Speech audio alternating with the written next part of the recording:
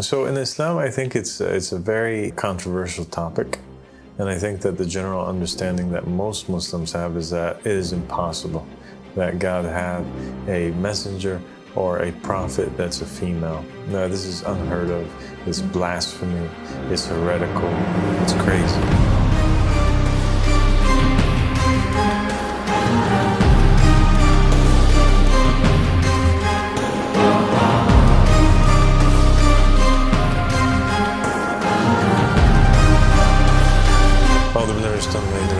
Bismillahirrahmanirrahim. Allahumma salli ala Muhammadin wa ali Muhammad. Ilaimu al-Mahdina wa sallam taslima. Assalamu alaikum wa rahmatullahi wa barakatuh. Wa alaikum assalam wa rahmatullahi wa barakatuh. It's good to have you back, Tiffany. Thank you so much for having me here. So today, what are we talking about? Today we have a question to answer, actually. On a previous episode that we recorded, this commenter left a question. Can these messengers ever appear as women too? Okay, so that's a really good question. And in order to answer that question, I think first we have to examine in Judaism, Christianity, and Islam, what are the different titles that are given to people that have communications with or are representatives of God. Okay, so if we go to the Old Testament in Judaism, we'll find that there is something called a prophet. Yes. And an example of a prophet would be somebody like Moses. So it's somebody who's receiving communications from God, revelations, hearing the voice of God, or speaking to angels. Yes. Okay? Yeah. Then we have something called a priest. And a priest is also a messenger from God. It's somebody who's a representative of God. And he performs particular functions that have to do with purification or certain functions that have to do with the temple. Yes. And an example of a priest in the Old Testament would be somebody like Aaron, who is the vicegerent of Moses and his brother. Yes. Okay. We have also the title of a judge. And a judge in the Old Testament would be somebody who would lead the Israelites and judge them in all of their affairs. So they'd lead them into battles, into openings. And an example of that in the Old Testament is somebody like Joshua. Yeah. And what is the final example? A king. A king. Yeah, like David, Solomon. Yeah. Exactly. So that is the final example of a representative of God. They have the title of a king. But we find that the title messenger itself, or Rasul, is missing. It's absent from Judaism because they're all kind of seen as messengers of God. Yes, yeah. Yeah. And in Christianity, the New Testament, basically it's the same as Judaism in terms of the titles, except we add on there, the title of apostle. Okay, and an apostle is somebody who is a messenger, but not a messenger directly from God, but a messenger from Jesus. Yes, okay. Okay, Yeah. and it's used to describe the 12 disciples. Yes, the people who Jesus sent forth. Exactly. And you have Messiah. And the Messiah, he's a king, but he's a special king. Yeah. He's the promised one. He's the savior. Yes. Okay. And then we have in Islam, we have a Rasul, and a Rasul is a messenger, and we have a prophet, a Nabi, and we have an Imam. These are the three titles that are given to people who are appointed by or representatives of God.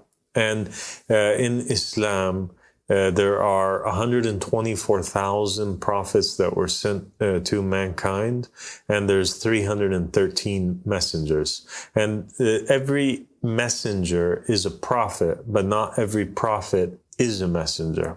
Okay. And so the way that it's divided over there is not really so much about their function, because in Islam, for example, you have David and Solomon, and David and Solomon, although in Judaism they fall within the category of kings, but they're still representatives of God. Yes. In Islam, they are kings, but they are prophets, but they are messengers. Okay. And so, like I said, there's 124,000 prophets, but these prophets in Islam, they were people who reached a particular rank, and they managed to communicate or receive communications from God. Okay.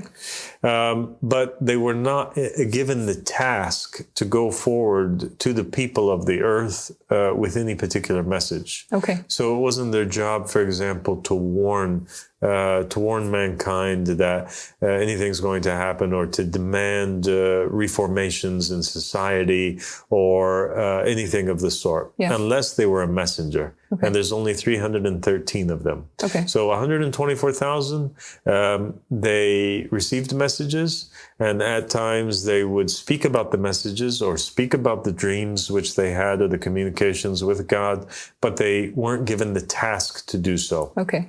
That makes sense. There are certain people who had communication with God who had a more specific role, like they had to do something, they had to do a mission that God gave them. Yeah. But other people, it doesn't mean that they were the only people that God communicated with. There were other people who had prophecy. That makes sense. Yeah, so it's like this ladder that human beings can climb up. Yeah. You have the general public, and then you have a layer above that are believers out of that general public.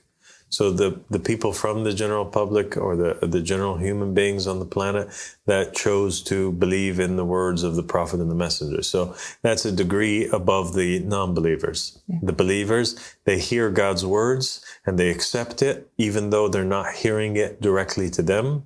So it's through somebody else, but they accept it. So that's a rank higher. And then out of this group of believers, okay, all those who believe really firmly and with a lot of certitude in the words of the prophets or the messengers, it's a very real reality for them. And they don't doubt in it at all. From those believers, 124,000 were chosen and were good enough to pass on to the next level of faith, whereby God would give them themselves direct messages and signs and communications from him. Okay. Yeah.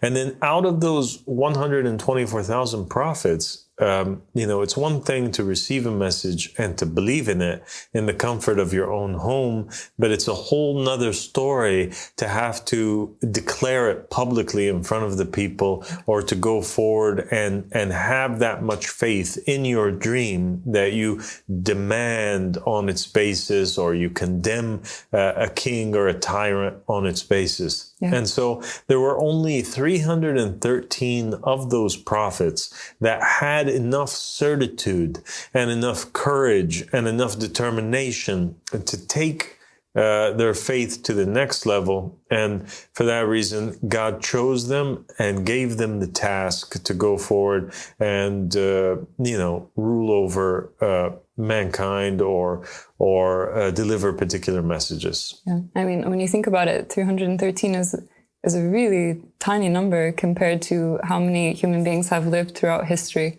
So, yeah, it requires a huge amount of faith. And we even have, in the stories of the prophets and the messengers, how it was difficult for them to undertake this huge task in the beginning. They had to have a lot of faith to do it. So, yeah.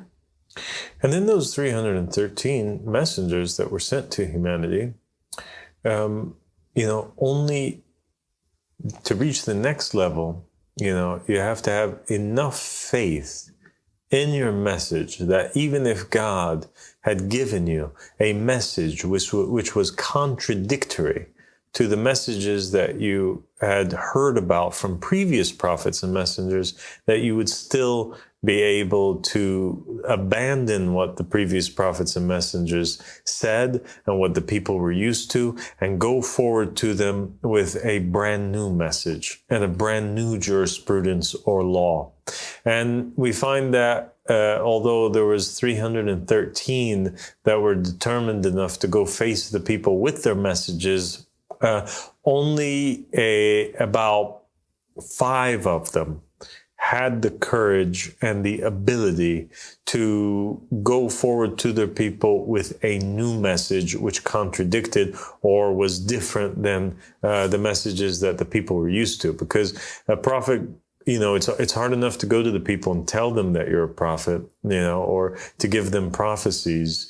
But to give them now a new law that's different than what they're used to, that's going to cause a backlash and a lot of people to perhaps fight against you. Yes, I mean, absolutely. And the number of those who were given that task and trusted with that task by God was very few throughout time. And so we find that in Islam, if you reach that level and you become a prophet, messenger, who has that is of those of the Ulil Azm, or has the utmost determination, right, to be a messenger and to fulfill your duty as a messenger, that would be the rank of becoming an imam. And that's why Abraham in the Quran, first he was a prophet, messenger, and then he was chosen to be an imam. Okay, yes. Okay? Yeah. So imam means that you are above, you're one rank above being a normal messenger. And we find that those who reached that rank were Noah and Abraham and Moses and Jesus and Muhammad sallallahu alaihi wasallam. Yes. Those were the only ones. Wow. It's so few. It's 6 people, or 5 people, sorry, that you've mentioned in all of history. Like, imagine the level of faith that you would have to be one of those very few people. Yeah. And then there's one level that's above that, but that's a complex topic that I think we need an entire episode to talk about. And that is the level of being 2 bows or less, and the level of being the number 1 winner in the race. And that's the level that the Quran describes Muhammad sallallahu alaihi wasallam as having reached after the night journey. Mm. And that's why he's the master of all creation and the best of mankind and the best of the messengers in Islam. Okay, so now that I've described the different titles and how Judaism breaks up the representatives based on the role that they perform or the function that they perform, and we mentioned over here also in Islam how Islam views it. We find that they're really titles. They signify things, but they're kind of they overlap one another. And so over here you have a prophet like Moses, and a priest like Aaron, and a judge like Joshua, and a king like David. In Islam, those 4 characters are 4 characters that received prophecies from God, and therefore they were prophets, and they were sent to nations, and therefore they were from the 313 messengers. And so all of them would be given that title of messenger. Okay. Yeah. Okay, good. And it's important to say everything that we've said, because now we're going to be looking at whether or not females, women in Judaism, Christianity, and Islam could be classified as fulfilling those roles, or can we apply the title of messenger to them? Okay. Okay. Okay. In the Old Testament, in Judaism, it's kind of straightforward a little bit, in the sense that automatically and right off the bat, we have examples of women that were actually given the title of being a prophetess. Yeah. And a prophetess is somebody, it's the female version of prophet. Yes, exactly. Yeah.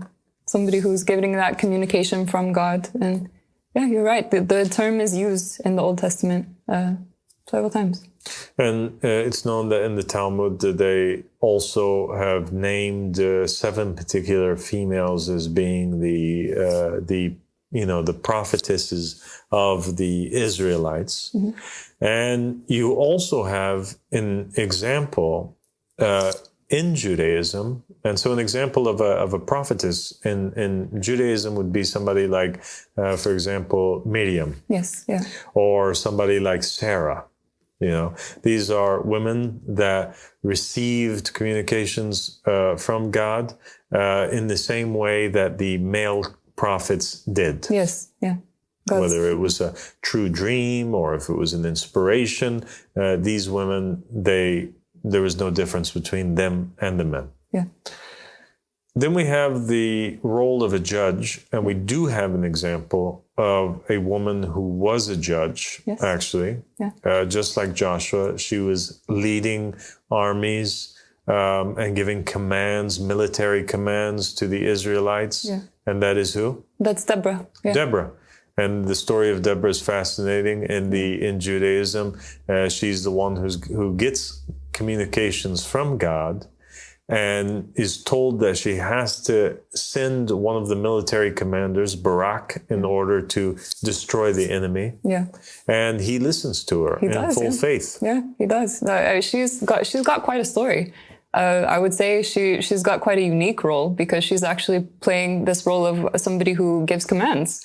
And she gave a command to a man, and he actually did what she said, and they were victorious. Her role as a prophetess actually led to a great victory over the Canaanites, and that's quite a cool story. I mean, she's actually kind of unique in the sense that, not unique, but she's one of the only judges who's specifically called a prophetess and a judge. So that's pretty cool. It is cool. Yeah. And so here we have a woman in the Old Testament that is called both a prophetess and a judge. Yep. But she's not a king. She's not a king, no. But she does kind of rule over them during that period in the same fashion that a king would, because she's a leader. She's a leader. But she's also existing in that time period before there was the appointment of kings. Yeah, she was in the time of the judges, so I guess that was the highest rank of leadership you could achieve at that time. But yeah. Okay. Do we have any examples in Judaism of a woman fulfilling the role of a priest or a king? A king? No. There was no female king. No. A priest, I mean, you could argue that Miriam was kind of in the role of a priest. For the women. For the women, yeah. She was playing that leadership role. She's specifically called a prophetess, but she was kind of like a shepherdess of the women in that time of Moses. And for the women, she could have fallen into that category. Okay, so pretty much for the most part, now we've answered the question in regards to Judaism. A woman can be and was, given the title of being a prophet, and she also reached the highest degrees of ruling over or commanding the Israelites in the name of God, and that was the role of a judge. Mm-hmm. So, in short, were there female messengers in Judaism? There absolutely was. Yeah. And there's no doubt about that with the Jewish people. No, I mean, it seems quite normal, actually. It's sort of mentioned in passing, yes, that this woman was a prophetess, it wasn't emphasized. So it seems quite normal that in that faith and that belief that women could have this direct communication with God, yeah. And we also have the example of which I think it's important probably to mention, of Huldah. Mm. And the Huldah story is unique because She's described as a prophetess, and there's a king at the time. His name is Josiah, and Josiah basically his helpers bring to him a scroll that had been lost, that people had abandoned, and they didn't have access to it anymore. And then he opens it up. They read it to him to see what this ancient scroll says, and they find that it was it was part of the Bible that they had lost, that contained in it, the stories. It was one of the books from Moses. And he realized that his people were doing a lot of idol worshiping that would bring forward the wrath of God upon them, in the same way that God's wrath had came down upon the Israelites previously. And the interesting part about it is that he sends forward somebody with this scroll to this prophetess at the time in order that she may, give news and interpret for the king, how God is feeling about Josiah and the Israelites right now.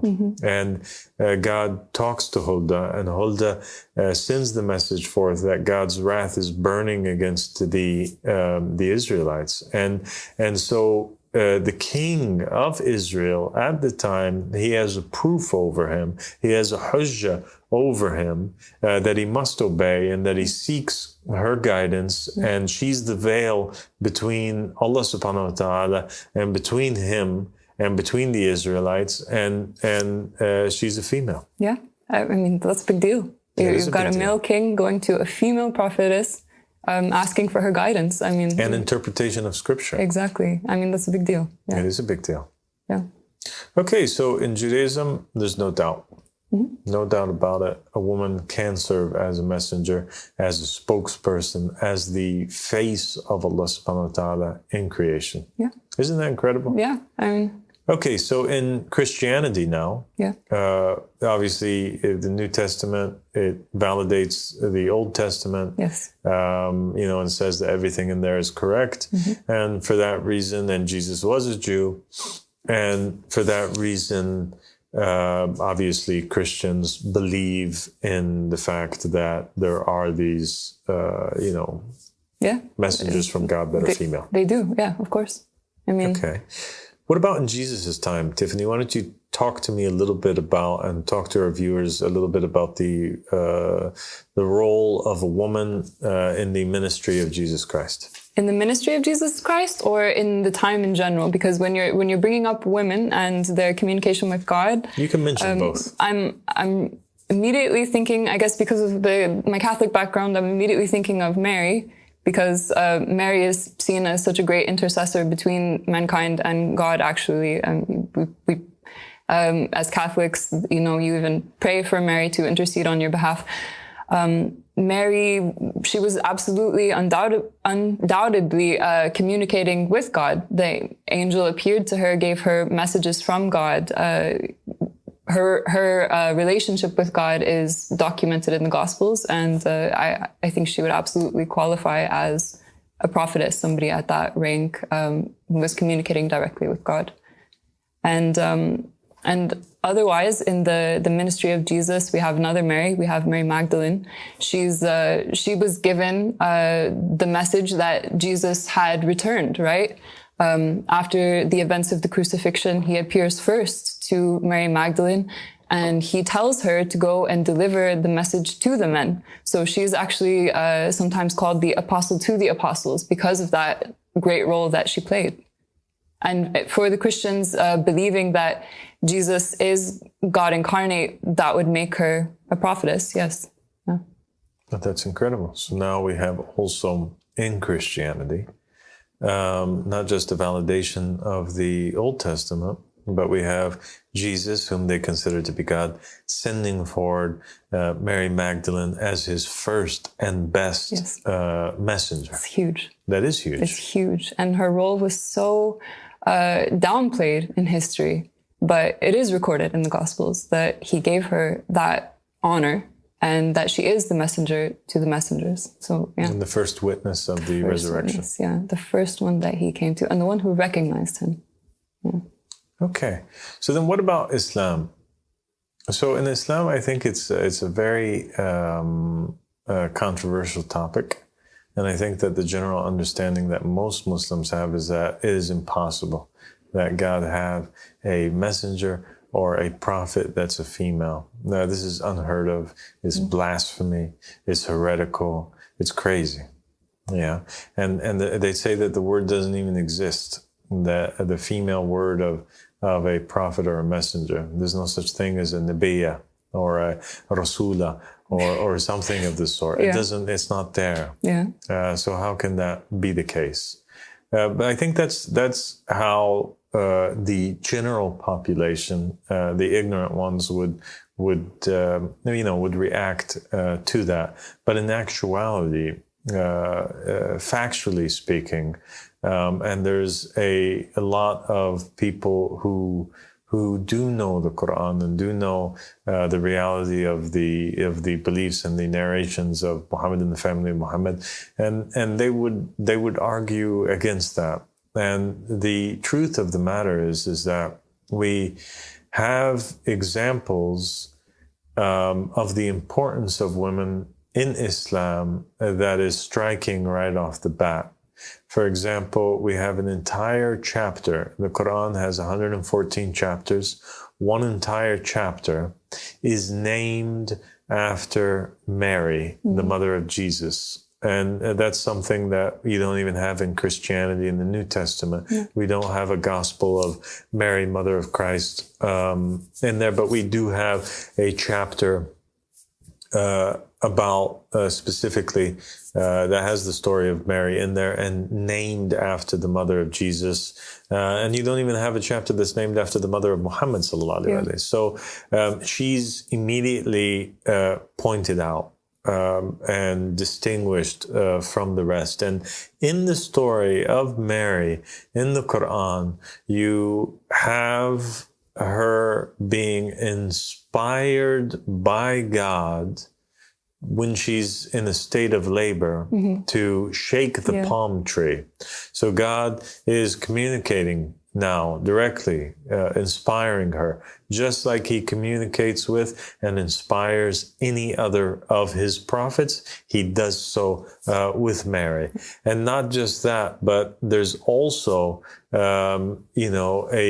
a verse where God sends a messenger to Mary before she becomes pregnant to give her glad tidings of the child that she is to bear. Yeah. And the understanding that Muslims have is that the angel that goes to her to bear these glad tidings is the angel Gabriel. Yes. And Gabriel's the angel of revelation, the one who carries the communications from God to all of the messengers. So in that sense, if being a prophet or being a messenger in Islam means that you are receiving divine inspirations from God and you're communicating with the angels, then Mary, mother of Jesus, ticks the boxes in regards to that and qualifies to be called a prophet. Yeah, absolutely. Absolutely. What else is a prophet if not somebody who's receiving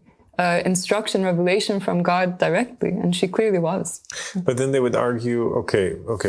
Maybe she is a prophet, and maybe there are women that could reach the rank of prophet, but Mary wasn't necessarily sent like to carry a message to the people. So we can't say that she achieved the rank as being one of those 313 messengers. She's not a messenger, but she's a prophet. Mm-hmm.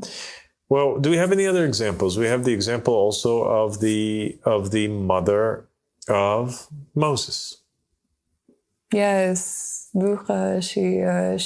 She did what God instructed her to through revelation, placing her child in the basket to save his life in order to try and save his life. God inspires doruğa. And in some narrations, he gives her a dream. In other narrations, he just puts it in her heart, like he does with David. But he just inspires her that in order to save Moses, she must place him in a basket and put him in the Nile River. And she accepts and does that commandment which God gave her. Yeah, absolutely. That's a huge deal. That's almost like, how God inspired Abraham to take his child and to do something with his child. She was risking her child's life in doing so, and it was because of her faith in God and this message that she received from God that she did it. And look, it led to Moses and the whole ministry of Moses and the whole course of the Abrahamic faiths changing. Yeah. Then we have Nergis in Islam. Particularly Shia Islam. Nergis is who? She's the mother of Imam al-Mahdi. Yes, I love this story. It's really cool. And she's the daughter of a Roman king, and they're at war with the Muslims, right? Mm-hmm. And she's a descendant of Simon Peter. And one night she's asleep, and God gives her a dream. And in that dream, she's told basically that she has to escape. Yeah. She has to go away, run away from her father's house, and she's going to be taken as a slave. Yeah. And after she's taken as a slave, the person who buys her is going to be the father of the person whom she's supposed to marry. Yeah. And that's exactly what takes place. She wakes up from the dream that she got from God. She believes in the dream, just like Jacob and Joseph and Abraham. She verifies it and she acts upon it. And it happens exactly as she saw it. Yeah. And she ends up being rewarded for that by being the wife of Imam al-Hasan al-Askari alayhi salam, after being bought and freed by the father of Imam al-Hasan, Ali al-Hadi, and she ends up being the mother of Imam al-Mahdi alayhi salam. That story is so beautiful. That story always gives me some goosebumps. The level of faith that she had, and just the fact that God inspired her in that way, and there was no hesitation in her heart. She just did it. What God told her to do, and she ended up in the household of the Prophet Muhammad, like the household of the Ahlul Bayt. So that's such a cool story. And then we have the daughter of the Prophet Muhammad sallallahu alaihi wasallam. That the Prophet Muhammad sallallahu alaihi wasallam, it's narrated that whenever he would walk in on Fatima, that he would bow down. Out of, not out of worship and not out of, obedience to Fatima, but out of love, respect, glorification for the incredible rank that Fatima alayhi salam has been given by God. And the narrations from the Ahlul Bayt are very clear about the fact that Fatima was this light that existed before the creation of the entire world. And the implications in the narrations is that even Fatima alayhi salam had a special place with God, or that her existence even predated some of the more important figures in Islam. For example, one narration states that the Imams have stated that we are God's proof upon creation, and Fatima is a proof upon us. Wow. That's a huge thing when you think about it. There's another narration where it's kind of a Gnostic narration where God, tells the Prophet Muhammad sallallahu alaihi wasallam, that if it wasn't for Ali, I would have never created you. And then he says, and if it wasn't for Fatima, I would have never created Ali. And so this also is another secret narration that gives an insight into how some Muslims view the importance of the rank of Fatima. And there's other narrations which explain that the name of Fatima has to do with the very substance and light that was used to form the entire creation, and that she is basically a manifestation of the extreme mercy of God in creation. That while Imam Ali would be a reflection of God's mercy, Fatima would be a reflection of God's extreme mercy, Ar-Rahman and Ar-Rahim. And so she belongs in Islam to a group of women that are known as the mistresses of all of the women of paradise. And that is Fatima and Mary and Asya, the wife of Pharaoh, and Khadija, the wife of Rasulullah sallallahu alaihi wasallam. These women are considered to be the best, and their rank actually is higher than all of the rest of the prophets and the messengers, and with the exception of a few. So, for example, Mary is not better than Jesus. Fatima is not better than Muhammad sallallahu alaihi wasallam. But for the majority of the prophets and the messengers, whether it's Asya, whether it's Narjis, whether it's Zainab, even alayhi salam, whether it's Fatima and Mary, mother of Christ, they have reached ranks that are higher than all of the rest, and they did receive revelations from God, and they did have communications with angels, and they performed particular functions. But these women that are mentioned were not necessarily sent to carry a message to a particular nation. Yeah. And the reason that's kind of implied in Islam is that if God had sent any of those women, for example, to the Arab nations or to some of the other peoples at that time, they wouldn't have been accepted. They would have been rejected. But having said that, the Quran does validate the Torah, and it is the Quran and the narrations of the Ahlul Bayt alayhim salam and of the Prophet Muhammad have corrected things that they have seen wrong about the Old Testament. For example, the Prophet clarifies that it wasn't Isaac, but it was Ismail that Abraham was going to offer. It corrects that Jesus was not crucified, but when he prayed to God, it was made to look so, and that his prayer was accepted, and he wasn't actually crucified. He was saved from that. But there are no corrections that are made in Islam in the narrations of the Ahlul Bayt alayhim salam, and there's no corrections in the Quran that negate the prophethood or say that this is not true, that there was Deborah as a prophet or Judge or Huldah or any of these characters. Yeah, their stories stand. Yeah. So their stories stand. So we would have to say that, in short, the answer is yes. A woman can reach the rank of prophethood, and that God Almighty, He doesn't look at the bodies, but He looks on at the souls, and that the potential are open for all of mankind, based on their sincerity, to reach through and go to the highest ranks that they can achieve.